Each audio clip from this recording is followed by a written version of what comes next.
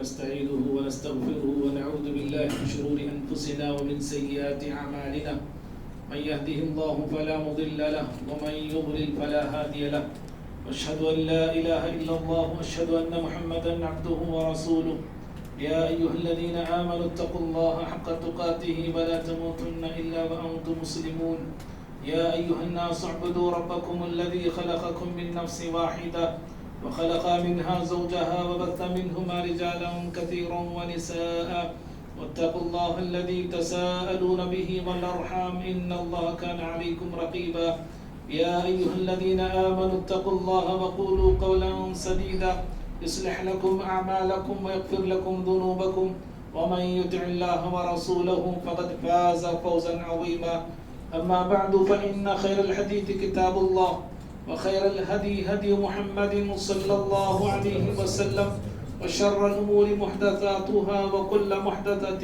بدعة وكل بدعة ضلالة وكل ضلالة في النار أعوذ بالله من الشيطان الرجيم بسم الله الرحمن الرحيم واتقوا يوما ترجعون فيه إلى الله ثم توفى كل نفس ما كسبت وهم لا يظلمون. ہر قسم کی بڑائی بزرگی کبریائی اللہ رب العالمین کی لائق اور سزاوار ہے. درود و سلام ہو تمام نبیوں پر بالخصوص میرے اور آپ کے نبی احمد مجتبی محمد مصطفیٰ صلی اللہ علیہ وسلم کی ذات گرامی پر. اللہم صلی وسلم وبارک علی نبینا محمد. محترم حاضرین جمعہ، ابھی خطبہ مسنہ کے بعد آپ کے روبرو سورہ بقرہ سورہ 2 کی آیت نمبر 280 پر ایک پڑھا ہوں. اللہ رب العالمین اس آیت میں تمام انسانوں کو اس آنے والے دن سے آگاہ کیا ہے جس دن ساری انسانیت اللہ کے سامنے کھڑی ہونے والی ہے. اللہ تعالیٰ نے کہا وَاتَّقُوا يَوْمًا تُرْجَعُونَ فِيهِ إِلَى اللَّهِ، ڈرو اس دن سے جس دن تمہیں اللہ کے سامنے جمع ہونا ہے، اللہ تعالیٰ کے سامنے تم لوٹائے جاؤ گے. ثُمَّ تُوَفَّى كُلُّ نَفْسٍ مَا كَسَبَتْ، اور ہر نفس کو اس کے کیے کا پورا بدلہ دیا جائے گا. وَهُمْ لَا يُظْلَمُونَ، اور وہ وہاں پر ظلم نہیں کیے جائیں گے. یہ آیت پیارے نبی صلی اللہ علیہ وسلم پر سب سے آخر میں نازل ہونے والی آیت ہے. آیت کے اعتبار سے یہ سب سے آخری آیت ہے. اس آیت کے بعد قرآن مجید کی کوئی آیت آپ صلی اللہ علیہ وسلم پہ نازل نہیں ہوئی. اور اس آیت کے 7 دنوں کے بعد، جیسا کہ امام ابن کثیر، امام قرطبی رحمہ اللہ کہتے ہیں کہ 7 دنوں کے بعد پیارے نبی صلی اللہ علیہ وسلم اس دنیا سے رخصت ہو گئے. یہ آخری آیت ہے جو آپ صلی اللہ علیہ وسلم پہ نازل ہوئی. اور سورت جو آخری سورت نازل ہوئی وہ سورۃ النصر ہے. اذا جاء نصر اللہ والفتح، یہ آخری سورت ہے.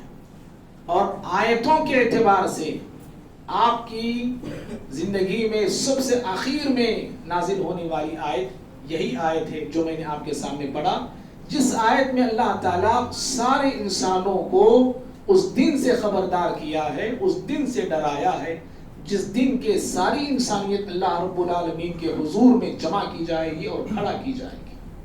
اور اسی مفہوم کو پیارے نبی صلی اللہ علیہ وسلم نے یوں بیان فرمایا. عدی بن حاتم رضی اللہ تعالیٰ عنہ حدیث کے راوی ہیں، بخاری مسلم کی حدیث ہے. آپ صلی اللہ علیہ وسلم فرماتے ہیں ما منکم من احد الا سیکلمہ اللہ لیس بینہ وبینہ ترجمان. آپ نے کہا کہ لوگوں، اللہ رب العالمین تم میں سے ہر شخص سے کلام کرے گا، تم میں سے ہر شخص سے اللہ تعالیٰ بات کرے گا. تمہارے اور رب العالمین کے درمیان کوئی ترجمان نہیں ہوگا، کوئی ٹرانسلیشن نہیں ہوگا. آپ ہوں گے، آپ کا رب ہوگا، میں ہوں گا، میرا رب ہوگا. درمیان میں رب کے درمیان اور بندے کے درمیان تیسرا کوئی نہیں ہوگا. اور جب بندہ رب العالمین کے حضور کھڑا کیا جائے گا، چاہے وہ میں ہوں کہ چاہے آپ ہوں، تو ہر بندہ اپنے دائیں جانب دیکھے گا. پیارے نبی فرماتے ہیں اپنے دائیں جانب دیکھے گا. اسے اپنے دائیں جانب صرف اس کے اعمال نظر آئیں گے جو اس نے دنیا میں کیے تھے، چاہے وہ اچھے ہو چاہے وہ برے ہو. پھر وہ اپنے بائیں جانب دیکھے گا، بائیں جانب بھی اس کو اپنے اعمال نظر آئیں گے جو کہ اچھے بھی ہو سکتے ہیں، برے بھی ہو سکتے ہیں. پھر وہ اپنے آگے دیکھے گا تو آگے اس کے چہرے کے سامنے جہنم کی آگ نظر آئے گی. تو دونوں طرف اس کے اعمال، اس کی نیکیاں، اس کی بدیاں، اس کی اچھائیاں، اس کی برائیاں، اور سامنے جہنم اور سوال کرنے والی ذات رب العالمین کی ذات ہوگی. اور یہ انسان تنہا ہوگا، اس کے نہ آزو نہ سامنے کوئی نہیں ہوگا، وہ ہوگا، اس کے اعمال ہوں گے. تو اس وقت پیارے نبی نے یہ منظر بیان کرنے کے بعد کہا فَاتَّقُوا النَّارَ، لوگوں جہنم سے بچو، وَلَوْ بِشِقِّ تَمْرَةٍ، اگرچہ کہ کھجور کا ٹکڑا ہی صدقہ کر کے کیوں نہ ہو. گویا کہ پیارے نبی صلی اللہ علیہ وسلم نے اس حدیث میں یہ بتایا کہ چھوٹی سی چھوٹی نیکی کو معمولی مت سمجھو، اور چھوٹی سی چھوٹی نیکی بھی انسان کو جہنم سے بچانے میں بڑا رول ادا کرتی ہے. اور کبھی کبھار چھوٹے سا چھوٹا گناہ بھی انسان کو جنت سے جہنم کی طرف لے جاتا ہے.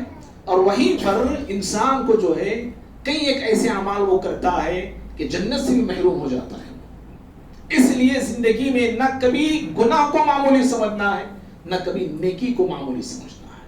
بھائیوں، میں اور آپ اس وقت ماہ محرم سے گزر رہے ہیں، اور اب تک ہم 1445 ہجری میں جی رہے تھے. ماہ محرم کے شروع ہونے کے بعد سے 1446 ہجری میں داخل ہو چکے ہیں. اور یہ گزرتے سال، یہ گزرتے مہینے، یہ گزرتے دن اور رات بتاتے ہیں کہ میں، آپ اور یہ دنیا اور یہ سارے انسان بڑی تیزی کے ساتھ اپنی انجام کی طرف بڑھ رہے ہیں. اور اسی تیز رفتاری کے ساتھ آخرت کی زندگی ہمارے سامنے آ رہی ہے. میں اور آپ دنیا کی زندگی سے دور ہوتے جا رہے ہیں، اور اپنی موت سے، اپنی قبر سے، اپنی آخرت کی زندگی سے اسی قدر قریب ہوتے جا رہے ہیں. علی بن ابی طالب رضی اللہ تعالیٰ عنہ کہا کرتے تھے، امام بخاری رحمہ اللہ نے ان کا یہ قول صحیح بخاری میں نقل کیا. علی بن ابی طالب رضی اللہ تعالیٰ عنہ کہتے تھے ارتحلت الدنیا مدبرہ وارتحلت الآخرۃ مقبلہ. کہتے تھے لوگوں، دنیا یہ پیٹ پھیر کے جا رہی ہے، یہ دنیا پیٹ پھیر کے جا رہی ہے، اور سامنے دیکھو تمہارے آخرت آ رہی ہے، تمہارے سامنے آخرت آ رہی ہے. اس لیے دنیا میں جیتے جی آخرت کے طلبگار بنو، آخرت کے خواہش مند بنو، دنیا کو چاہنے والے نہ بنو، دنیا کے عاشق نہ بنو. کون کہتے تھے؟ علی بن ابی طالب رضی اللہ تعالیٰ کہتے تھے. تو معزز بھائیوں، ماہ محرم کی بڑی فضیلتیں ہیں، بڑی عظمتیں ہیں، بڑی خصوصیتیں ہیں. ایک فضیلت اور ایک خصوصیت ابھی ہم نے سنی کہ ماہ محرم سے ایک اسلامی سال کا آغاز ہوتا ہے، نئے اسلامی سال میں ہم داخل ہوتے ہیں. اور ماہ محرم کی دوسری خصوصیت یا فضیلت یہ ہے کہ ماہ محرم سے ہجری سال کا بھی آغاز ہوتا ہے. ہجرت کی یادیں ماہ محرم سے جڑی ہوئی ہیں. وہ ہجرت جو پیارے نبی صلی اللہ علیہ وسلم نے فرمائی، وہ ہجرت جو صحابہ اکرام نے فرمائی، جہاں مکے کی زندگی حضرات صحابہ اکرام کے لیے تنگ کر دی گئی. صحابہ اکرام روزانہ مکی زندگی میں ستائے جاتے تھے، پریشان کیے جاتے تھے، مارے جاتے تھے، ٹارچر کیے جاتے تھے، ظلم پہ ظلم ان پہ ہوا کرتا تھا. اور کئی ایک صحابہ اکرام کو ظالموں نے شہید تک کر ڈالا. پیارے نبی صلی اللہ علیہ وسلم کے قتل کے چرچے اور مشورے ہونے لگے. تو آخر کار اللہ رب العالمین نے پیارے نبی کو اور پیارے نبی کے پیارے صحابہ کو ہجرت کرنے کا حکم دیا. پیارے نبی صلی اللہ علیہ وسلم ہجرت کیے. حضرات صحابہ اکرام نے بڑی بڑی قربانیاں پیش کی ہجرت کے لیے، اپنے دین کی حفاظت کے لیے، اپنے ایمان کی حفاظت کے لیے. اور یہ ایک قربانی ہجرت کی اپنے اندر کئی قربانیاں رکھتی ہے. حضرات صحابہ اکرام نے وطن کی قربانی دی، اپنی زمین کی قربانی دی، اپنی اولاد کی قربانی دی، اپنی مال کی قربانی دی، اپنی جائیداد کی قربانی دی، اپنی دولت کی قربانی دی، اپنے والدین کی قربانی دی، اپنی بیویوں کی قربانی دی. اور اس طرح اپنی محبتوں کو قربان کرتے ہوئے صحابہ اکرام نے اپنے دین کی حفاظت کے خاطر، اپنے توحید کی حفاظت کے خاطر، اپنے ایمان کی حفاظت کے خاطر اپنے وطن کو چھوڑا، مکے کو چھوڑا اور مدینے کی طرف روانہ ہو گئے. یہ صہیب رومی ہے رضی اللہ تعالی عنہ. جب اپنی زندگی کی کمائی ہوئی دولت کو لے کر، مال کو لے کر مکے سے نکل پڑے، مشرکین نے آ کے آپ کو روکا، کہا کہ صہیب تم اس مال کو لے نہیں جا سکتے، ہاں تم جا سکتے ہو لیکن اگر جانا ہو تو مال کو چھوڑ کے جانا ہوگا، دولت کو یہی رکھ کے جانا ہوگا، اس لیے کہ جو مال تم نے کمایا ہے وہ یہاں رہ کر کمایا ہے،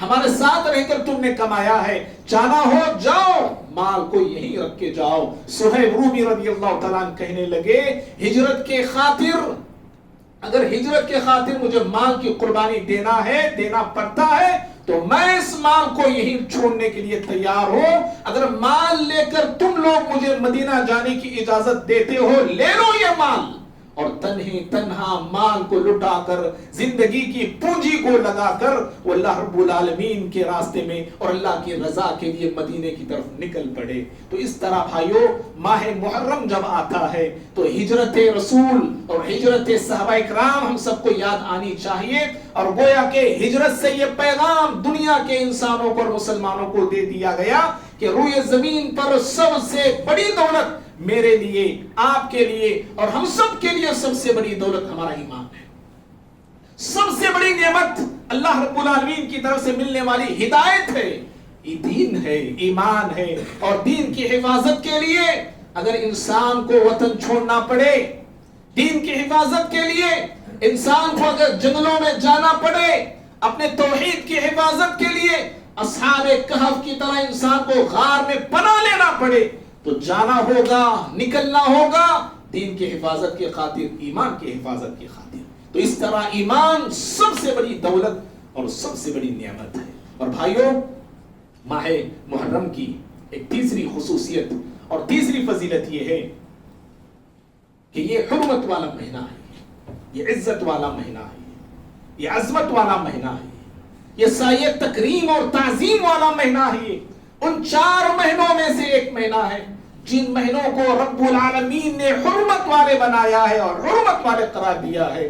منہا 4 حرم، قرآن میں اللہ نے کہا سورہ توبہ میں کہ 12 مہینوں میں سے 4 مہینے حرمت والے ہیں، عزت والے ہیں، ان مہینوں میں گناہ نہیں کرنا چاہیے۔ اس کا مطلب یہ نہیں کہ بقیہ مہینے گناہ کریں، نہیں، جب ان مہینوں میں کہا گیا ہے تو گویا کہ بندوں کو ایک طریقہ سکھایا گیا ہے، ایک ٹریننگ دی جا رہی ہے کہ ان مہینوں میں بندہ گناہوں سے رکا رہے، بچا رہے، معصیت سے، نافرمانی کے کاموں سے، غلط کاموں سے، ظلم کے کاموں سے۔ جس قدر وہ ان مہینوں میں اپنے آپ کو بچائے گا اور ٹریننگ لے گا، اسی قدر وہ بقیہ مہینوں میں بھی اپنے آپ کو گناہوں سے بچا سکتا ہے اور گناہوں سے اپنے آپ کو دور رکھ سکتا ہے۔ تو یہ 4 مہینوں میں سے ایک مہینہ حرمت والا یہ محرم کا مہینہ ہے۔ اور اس کی چوتھی فضیلت اور چوتھی خصوصیت یہ ہے کہ رمضان کے بعد سب سے زیادہ فضیلت والے روزے محرم کے روزے ہیں۔ رمضان کے بعد نفل روزے جتنے ہیں، پیر جمعرات کا روزہ ہے، ایام 20 کے روزے ہیں، اور بھی دیگر جو روزے ہیں، ان تمام شوال کے روزے ہیں، ان تمام روزوں میں رمضان کے فرض روزوں کے بعد سب سے زیادہ فضیلت اگر کسی روزے کو ہے تو وہ محرم کی 10ویں تاریخ کے روزے کو ہے۔ صحیح مسلم کی حدیث، پیارے نبی صلی اللہ علیہ وسلم فرماتے ہیں افضل الصیام بعد رمضان شہر اللہ محرم۔ آپ نے کہا کہ لوگوں رمضان کے بعد سب سے زیادہ فضیلت جس روزے کی ہے وہ محرم کے روزے کی ہے۔ اللہ اکبر۔ تو سب سے زیادہ فضیلت اللہ تعالیٰ نے اس روزے کی رکھی ہے اور پیارے نبی صلی اللہ علیہ وسلم نے اس روزے کی فضیلت کو بتایا ہے۔ اسی لیے آپ نے کہا جو بندہ عاشورہ کا ایک روزہ رکھتا ہے، اللہ کے نبی صلی اللہ علیہ وسلم فرماتے ہیں کہ اس کے پچھلے 1 سال کے سابقہ گناہ، پہلے گناہ، صغیرہ گناہ معاف ہو جاتے ہیں، بخش دیے جاتے ہیں، اللہ تعالیٰ اس کے گناہوں پہ معافی کا قلم پھیر دیتا ہے۔ تو بھائیو چوتھی فضیلت تھی ماہ محرم کی اور چوتھی خصوصیت تھی۔ اور 5ویں خصوصیت ماہ محرم کی یہ ہے کہ پیارے نبی صلی اللہ علیہ وسلم رمضان کے روزے فرض ہونے سے پہلے کون سے روزے آپ رکھتے تھے؟ حدیث بتاتی ہے کہ رمضان کے روزے مدینہ جانے کے بعد فرض ہوئے ہیں، 2 ہجری میں فرض ہوئے ہیں، لیکن پیارے نبی مکی زندگی بھی آپ کی گزری ہے نبوت کی، تو آپ روزے رکھتے تھے یا نہیں رکھتے تھے؟ ہمیں حدیث بتاتی ہے، پیارے نبی کی زندگی بتاتی ہے کہ رمضان کے روزے فرض ہونے سے پہلے پیارے نبی صلی اللہ علیہ وسلم جن روزوں کی پابندی کرتے تھے وہ محرم کا روزہ ہے. سمجھ رہے؟ محرم کا روزہ رکھتے تھے آپ صلی اللہ علیہ وسلم، بڑی پابندی کے ساتھ رکھا کرتے تھے. ارے نبی تو نبی جی مشرکین مکہ مشرک ہوتے ہوئے یہ روزہ رکھتے تھے. مشرکین مکہ مشرک ہوتے ہوئے، کافر ہوتے ہوئے وہ محرم کی 10ویں تاریخ کا روزہ رکھتے تھے، حتیٰ کہ یہودی بھی رکھتے تھے جیسا ہم سب جانتے ہیں. اور جب رمضان کے روزے فرض ہو گئے تو پیارے نبی صلی اللہ علیہ وسلم نے رمضان کے روزوں کی فرضیت کے بعد اعلان کیا کہ جو چاہے محرم کا روزہ، عاشورہ کا روزہ رکھے، جو چاہے چھوڑنا چاہے وہ اس کی مرضی پہ. اور بھائیو، اس مہینے کی ایک اور عظمت اور خصوصیت یہ ہے کہ پیارے نبی صلی اللہ علیہ وسلم نے اس محرم کے مہینے کی نسبت اللہ کی طرف فرمائی ہے. آپ نے اس مہینے کو رب العالمین کا مہینہ قرار دیا، حالانکہ سارے مہینے اللہ کے، سارے دن اللہ کے، سارے ہفتے اللہ کے، سارے مہینے بنانے والی ذات رب العالمین کی، لیکن خصوصیت کے ساتھ پیارے نبی صلی اللہ علیہ وسلم نے محرم کے مہینے کو کہا شہر اللہ المحرم. صحیح مسلم کی روایت ہے یہ بھی. آپ نے کہا کہ اللہ کا مہینہ محرم کا مہینہ ہے. سمجھ رہے؟ کتنی بڑی فضیلت ہے. دیکھو تو جس چیز کی نسبت اللہ کی طرف ہو جاتی ہے نا، اس چیز کا مقام بڑھ جاتا ہے. اس کسی دن کی نسبت اگر اللہ کی طرف ہوتی ہے اس دن کی عزت بڑھ جاتی ہے. کسی مہینے کی نسبت اللہ کی طرف ہوتی ہے اس مہینے کی عزت بڑھ جاتی ہے. کسی سال کی نسبت اللہ کی طرف اگر ہو اس سال کا مقام، کسی مقام کی، کسی جگہ کی نسبت اللہ کی طرف ہوتی ہے تو پھر وہ مقام، وہ جگہ، اس کا مقام بڑھ جاتا ہے، اس کی عزت بڑھ جاتی ہے. حتیٰ کہ جانور کی نسبت بھی اگر اللہ کی طرف ہو، جانور بول رہا ہوں میں، جانور کی نسبت بھی اگر اللہ رب العالمین کی طرف ہوتی ہے تو پھر اس جانور کا مقام بھی بڑھ جاتا ہے. جیسے صالح علیہ السلام کی اونٹنی، اس کو قرآن نے ناقۃ اللہ کہا، یہ اللہ تعالیٰ کی اونٹنی ہے، یہ اللہ کی اونٹنی ہے. اور اس قوم سے کہا گیا دیکھو یہ رب العالمین کی طرف سے آئی ہوئی اونٹنی ہے، اس کو ستانا نہیں، اس کو پریشان کرنا نہیں. تو جس چیز کی نسبت اگر رب العالمین کی طرف ہو تو اس مقام کا، اس چیز کی عزت بڑھتی ہے، اس کا مقام بلند ہوتا ہے. تو اس مہینے کو پیارے نبی صلی اللہ علیہ وسلم نے کہا کہ یہ اللہ تعالیٰ کا مہینہ ہے. اہل علم کہتے ہیں کہ اللہ رب العالمین کا مہینہ اس کو کیوں کہا گیا، کیا ریزن ہے؟ ایک ریزن یہ بتایا جاتا ہے کہ ان مہینوں کو جو حرمت والے مہینے ہیں، 4 مہینے جو حرمت والے ہیں، عزت والے ہیں، ان کو حرمت والا بنانے والا رب العالمین ہے. کسی نے بنایا نہیں، کسی نے کہا نہیں کہ محرم کی عزت دیکھو زیادہ، ذی القعدہ کی عزت زیادہ، ذی الحجہ کا مقام بڑا ہے، رجب کا مہینے کا مقام بڑا نہیں. ان 4 مہینوں کو سلیکٹ کرنے والا، منتخب کرنے والا، پوزیشن دینے والا، مرتبہ دینے والا رب العالمین ہے. اس لیے اس مہینے کی نسبت رب العالمین کی طرف کی گئی ہے. معزز بھائیوں، وقت بڑی تیزی کے ساتھ ہو رہا ہے. ماہ محرم کی یہ چند خصوصیتیں تھی جو میں نے ابھی آپ کے سامنے رکھا. محرم کا مہینہ جب آتا ہے، ساؤنڈ تھوڑا کم ہے کیا؟ ساؤنڈ ہے برابر ہے؟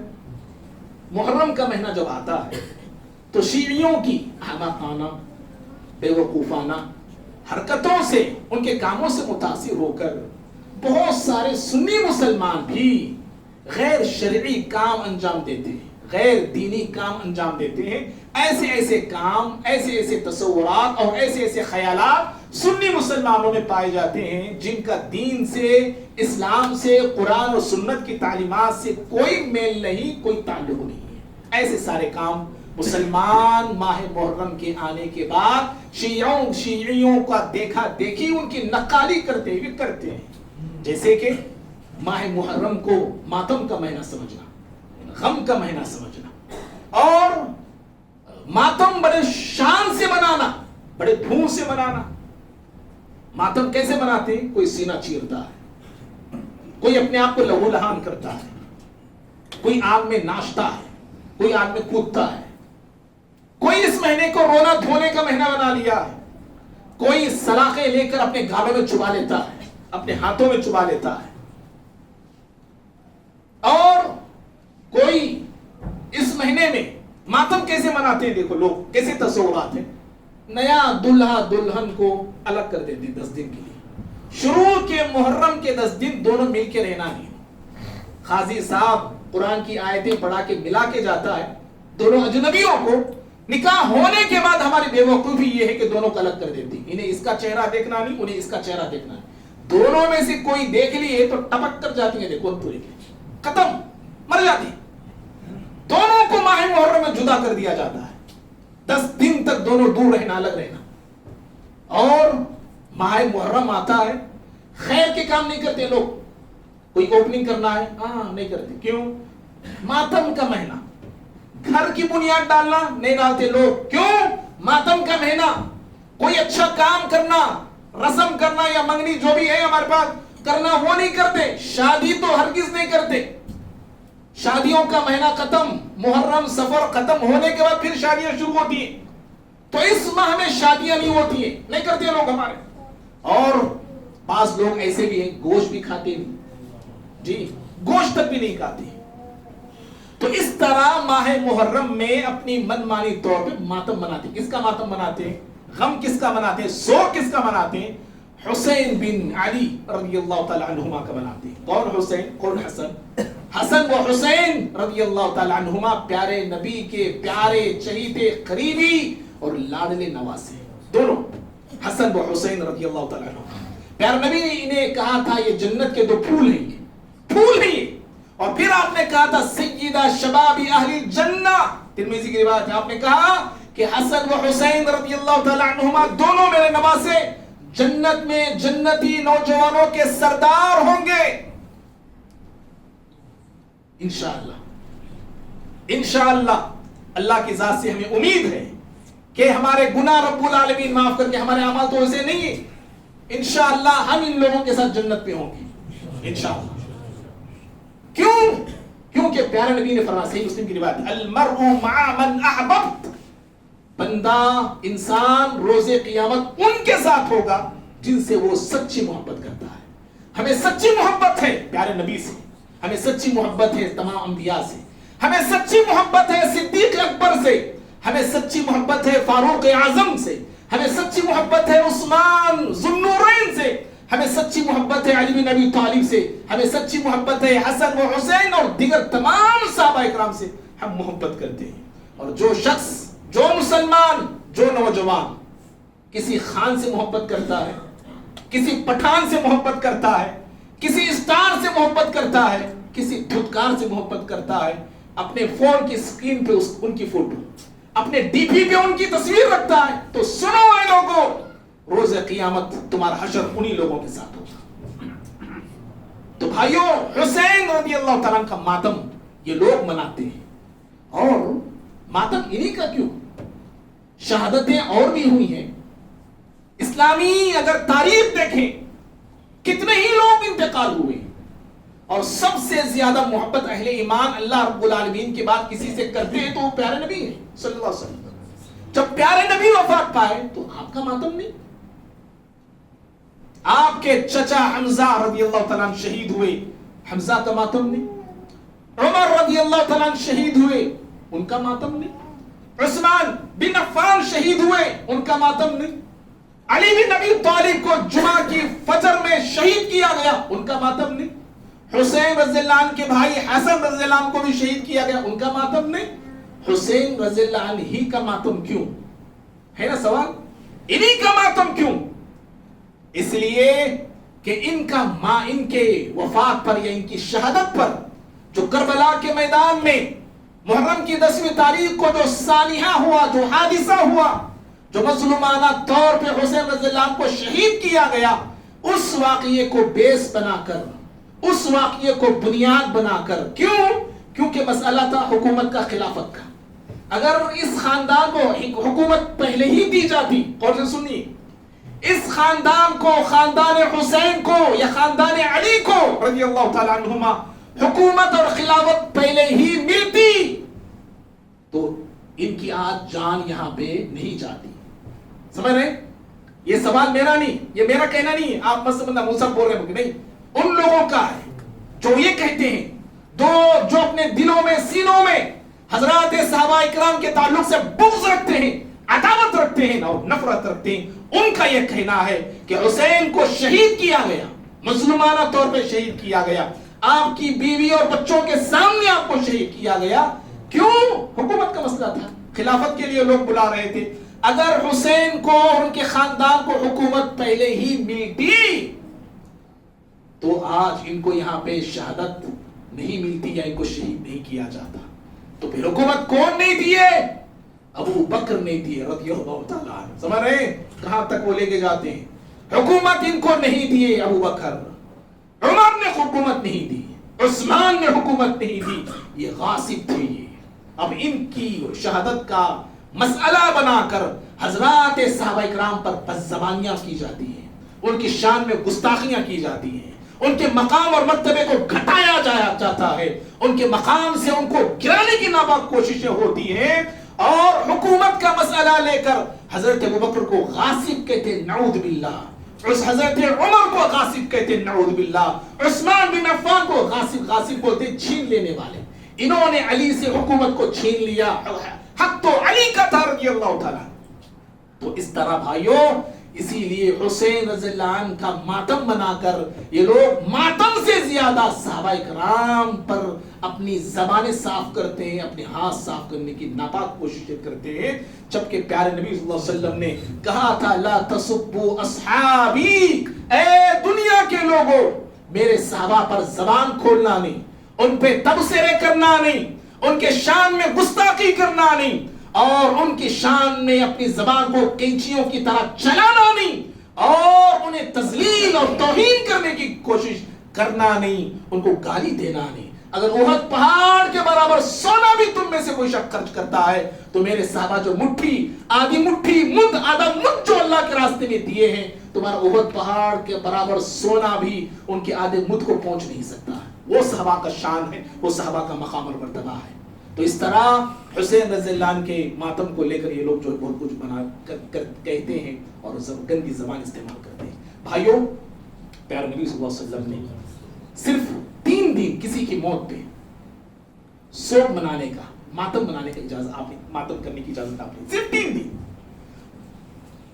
کسی کی بھی موت پر۔ ہاں، عورت کو اجازت دی گئی 4 مہینے 10 دن جس کا شوہر انتقال ہو جائے، اور جو لوگ ہر سال کرتے ہیں، یہ لوگ ہر سال ماتم مناتے ہیں، اور ایسا ماتم کرنے والے لوگ، پیارے نبی نے ایسے لوگوں سے لا تعلقی کا اظہار کیا، بیزاری کا اظہار کیا۔ آپ نے کہا بخاری کی روایت ہے لیس منا من ضرب الخدود وشق الجیوب، آپ نے کہا وہ ہم میں سے نہیں جو اپنے چہروں پہ پیٹے، چہروں کو مارتا ہے مصیبت کے وقت، اپنے کپڑوں کو پھاڑتا ہے مصیبت کے وقت، اور زمانے جاہلیت کی آوازیں لگاتا ہے، آپ نے کہا وہ ہم میں سے نہیں ہے۔ ذرا سوچو، حدیث پہ غور کرنا، صرف مصیبت میں کسی کی موت پہ چہرے پہ مارے، آپ نے کہا وہ ہم میں سے نہیں، صرف کپڑے یا بنین ذرا پھاڑے، آپ نے کہا وہ ہم میں سے نہیں۔ لیکن یہ لوگ چہرے پہ مارنے کی تو دور کی بات، کپڑے پھاڑنے کی تو دور کی بات، جسموں کو پھاڑ کے رکھ ڈالتے ہیں، پیٹ کو زخمی کر رہے ہیں، سینے کو زخمی کر رہے ہیں، اپنے آپ کو زخمی کر رہے ہیں۔ سوچو پیارے نبی صلی اللہ علیہ وسلم سے ان کا کیا تعلق ہو سکتا ہے؟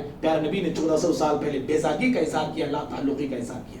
بہرحال بھائیوں، باتیں زیادہ تھی، وقت ہو گیا ہے۔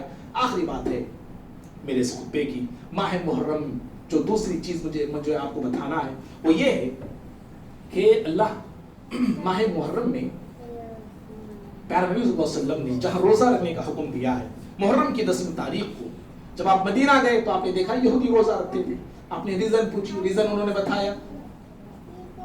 اس کے بعد آپ نے کہا اپنی زندگی کے آخری سال میں اگر میں زندہ رہا آئندہ سال تو میں ایک اور روزہ محرم کی 9ویں تاریخ کا بھی رکھوں گا تاکہ یہودیوں کی مخالفت ہو۔ تو سوچو، روزے میں بھی پیارے نبی صلی اللہ علیہ وسلم یہودیوں کی مخالفت کو پسند آپ نے کیا۔ آپ نے کہا یہودی اپنے داڑھی پر رنگ نہیں کرتے، تم رنگا کرو۔ آپ نے کہا یہودی سحری کھا کے روزہ نہیں رکھتے، تم سحری کھاؤ۔ یہودی بغیر چپل کے نماز نہیں پڑھتے، یعنی چپل پہ نماز نہیں پڑھتے، جب موقع ملے تو تم چپل جوتے کے ساتھ نماز پڑھ لینا تاکہ یہودیوں کی مخالفت ہو۔ ہر معاملے میں پیارے نبی نے یہودیوں کی، نصارہ کی، مشرکین کی مخالفت کو آپ نے پسند کیا اور مخالفت کا آپ نے حکم دیا۔ لیکن افسوس، آج یہ امت یہودیوں کی روش پہ ہے، نصارہ کی روش پہ ہے، مشرکین کی روش پہ ہے. ہمارے کپڑے، ہمارے چہرے، ہمارا لین دین، ہمارے تعلقات، ہمارے معاملات، ہماری شادیاں، ہمارا رسم، ہمارے رواج، سب کچھ یہودیوں کے طریقے بھی ہے، ہندوانہ طریقے پہ ہے. اقبال نے کہا تھا وَلَا میں تم ہو نصارہ تمدن میں ہنود، یہ مسلمان ہیں جنہیں دیکھ کے شرمائے یہود. یعنی شکل میں، لباس میں تم نصارہ کی طرح ہو، اور تمہارا گھر کا طور طریقہ ہندوؤں کی طرح ہے، اور یہ مسلمان ہیں جنہیں دیکھ کے شرمائے یہود. اس لیے بھائیوں، زندگی میں ہر ایک کی، یعنی خاص طور پہ یہود اور نصارہ مشرکین کی مخالفت کریں، ان کی روش پہ چلنا. شادیاں ان کی روش پہ ہوتی ہیں، کٹنم بولتے، جہیز بولتے، شادیوں میں نہ جانے ہلدی کی رسم، چولی کی رسم، پتہ نہیں جمعہ گیا کیا کچھ بلا بچہ اس کے اندر موجود ہے. ساری کی ساری چیزیں غیروں سے آئی ہوئی ہیں. برتھ ڈے مناتا ہے مسلمان، بچے آ کے اسکولوں میں چاکلیٹ بانٹ رہے ہیں، مسلم بچے، اہل حدیث بچے ہمارے بھی ہمارے چاکلیٹ تقسیم کر رہے ہیں. کیا کیوں چاکلیٹ دے؟ برتھ ڈے مولوی صاحب معراج. کس گھرانے سے تعلق رکھنے والے بچے ہیں؟ ہاں میرے بھائیوں، یہ ساری غیروں کے طور طریقے ہیں. ہمیں بھی بچنا ہے، اپنے بچوں کو بھی آگاہ کرنا ہے، اور صحابہ کی محبتوں کو اپنے بچوں کے دلوں میں پیدا کرنا ہے. اور انہی مشرکین اور یہود اور نصارہ کے روش پر چلتے ہوئے آج مسلمان پنجہ بٹھاتے ہیں محرم. انہی کا طریقہ ہے. شیعہ پنجے بٹھاتے ہیں، پنجے وہ تو 5. پیارے نبی صلی اللہ علیہ وسلم، حضرت علی، فاطمہ، حسن، حسین، پنج تن پاک ان کا نام ہے. اور اللہ اکبر، یہ پنجے بٹھا کے کیا ہوتا ہے؟ شرکیہ کام ہوتے ہیں.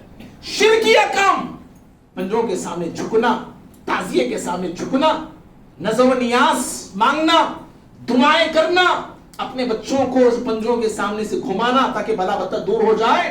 اور ہم نے ایسے بھی طور طریقے دیکھے ریدو وغیرہ میں پڑھتے ہوئے کہ مسلمان غیر مسلم سارے کے سارے 3-4 بجے صبح میں سو جانے کا.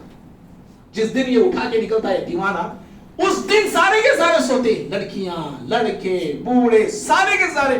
اور جانتے ہیں اٹھانے والا کون؟ وہ علم، ایک دھوبی غیر مسلم، وہ علم اٹھا، وہ پنجہ اٹھا کے لوگوں کے سینے پہ پیر رکھ کے جاتا ہے. مسلم بھی اس میں ہوتے تھے، غیر مسلم بھی اس میں ہوتے تھے، اور عقیدہ یہ ہوتا تھا یہ جس کے سینے پہ پیر رکھ کے جائے گا زندگی کے بلا مصیبتیں ٹینشنیں سب پار. اور جس کے سینے پر یہ کبھی کبھار پیر رکھے بغیر چلے جاتا، کسی کے سینے کے پیر رکھے بغیر، تو لوگ سمجھتے تھے اس کا بیڑا پار ہونے والا نہیں، یہ بڑا منحوس انسان ہے. اس لیے بھائیوں، یہ ساری شیعوں کی کرم فرمائیاں ہیں. 350 پر 2 ہجری میں ایک شیعہ بادشاہ نے بغداد میں یہ پنجہ، یہ علم، یہ 10ویں محرم کے اندر جو ہے ماتم سب منانا اس نے شروع کیا تھا. اور یہی چیزیں جو ہے آج پوری ہمارے ہندوستان میں وغیرہ وغیرہ پھیل گئی ہیں. دعا کیجئے اللہ رب العالمین سے، اللہ رب العالمین ہم تمام کو سنت کے مطابق اور قرآن اور احادیث کے مطابق اپنی زندگیوں کو بنانے کی توفیق عطا فرمائے.